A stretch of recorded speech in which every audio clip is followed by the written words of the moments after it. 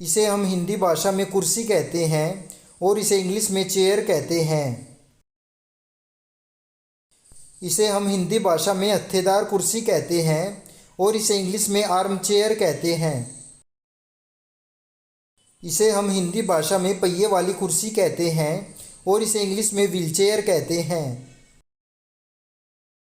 इसे हम हिंदी भाषा में कुर्सी कहते हैं और इसे इंग्लिश में फोल्डिंग चेयर कहते हैं। इसे हम हिंदी भाषा में झूलने वाली कुर्सी कहते हैं और इसे इंग्लिश में रॉकिंग चेयर कहते हैं। इसे हम हिंदी भाषा में कुर्सी कहते हैं और इसे इंग्लिश में कैंटिलीवर चेयर कहते हैं। इसे हम हिंदी भाषा में फिल्म निर्देशक कुर्सी कहते हैं और इसे इंग्लिश में डायरेक्टर चेयर कहते हैं। इसे हम हिंदी भाषा में घूमने वाली कुर्सी कहते हैं और इसे इंग्लिश में स्वीवल चेयर कहते हैं। इसे हम हिंदी भाषा में बच्चों की कुर्सी कहते हैं और इसे इंग्लिश में हाई चेयर कहते हैं। इसे हम हिंदी भाषा में सिंहासन कहते हैं और इसे इंग्लिश में थ्रोन कहते हैं। इसे हम हिंदी भाषा में संदूक कहते हैं और इसे इंग्लिश में कोफर कहते हैं। इसे हम हिंदी भाषा में श्रृंगार मेज कहते हैं और इसे इंग्लिश में ड्रेसिंग टेबल कहते हैं। इसे हम हिंदी भाषा में तिपाही कहते हैं और इसे इंग्लिश में स्टूल कहते हैं। इसे हम हिंदी भाषा में तिपाही कहते हैं और इसे इंग्लिश में फुट स्टूल कहते हैं। इसे हम हिंदी भाषा में पलंग कहते हैं और इसे इंग्लिश में बेड कहते हैं।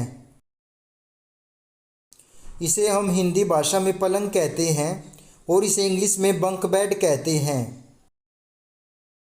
इसे हम हिंदी भाषा में पालना कहते हैं और इसे इंग्लिश में कर्डल कहते हैं। इसे हम हिंदी भाषा में खटिया कहते हैं और इसे इंग्लिश में कोट या रोप बेड कहते हैं। इसे हम हिंदी भाषा में सोफ़ा कहते हैं और इसे इंग्लिश में भी सोफ़ा ही कहते हैं। इसे हम हिंदी भाषा में सोफ़ा बेड कहते हैं और इसे इंग्लिश में भी सोफ़ा बेड ही कहते हैं। इसे हम हिंदी भाषा में पलंग कहते हैं और इसे इंग्लिश में सिंगल बेड कहते हैं। इसे हम हिंदी भाषा में पलंग कहते हैं और इसे इंग्लिश में डबल बेड कहते हैं। इसे हम हिंदी भाषा में लकड़ी का मंदिर कहते हैं और इसे इंग्लिश में वुडन टेम्पल कहते हैं।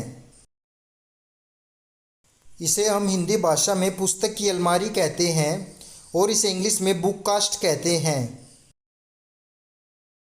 इसे हम हिंदी भाषा में कपड़े की अलमारी कहते हैं और इसे इंग्लिश में वार्डरोब कहते हैं। इसे हम हिंदी भाषा में जूतों की अलमारी कहते हैं और इसे इंग्लिश में शू रैक कहते हैं।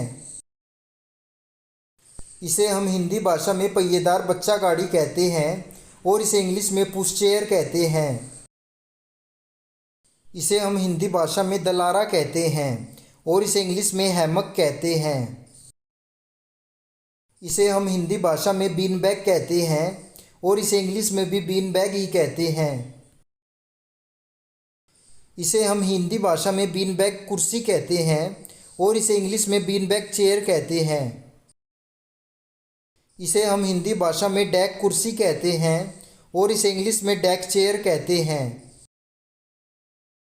इसे हम हिंदी भाषा में बेंच कहते हैं और इसे इंग्लिश में भी बेंच ही कहते हैं। इसे हम हिंदी भाषा में ताक या खाना कहते हैं और इसे इंग्लिश में सेल्फ कहते हैं।